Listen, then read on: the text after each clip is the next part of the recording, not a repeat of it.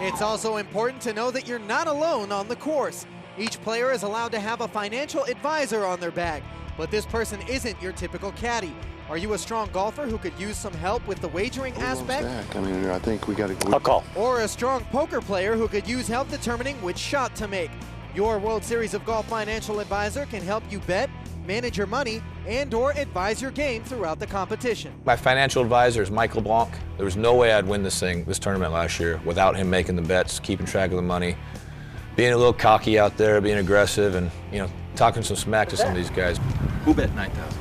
The guy who can't get there in 2. I'll tell you what, I'm definitely glad he's on my side because the guy's a little nuts, and again, just like last year, I don't know what he's going to do. What happened to taking it easy? I'm a very impatient person. You want to be the opposite here. You want to pick your places and be real patient. And my caddy's real patient. He's really helped me. And if it weren't for my caddy, I probably wouldn't be here because I'd have went all in on the first day, probably on the first few holes, and probably lost. Why are you patient? How about 60,000?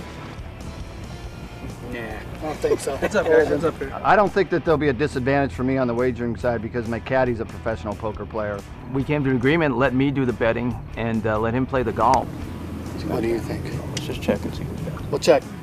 I have Dennis as they call it, my financial advisor, but he's really just my golf coach. Good swing. He's really going to help me more with the golf side of the game, a little bit more than the betting, which I feel like I have under control. Fortunately for me, I've got one of the greatest caddies in the world, Andy Block from the MIT Blackjack team. He's a terrible golfer, but he's an unbelievable mathematician, and I think he's going to be able to give me the exact right bet sizes at every opportunity.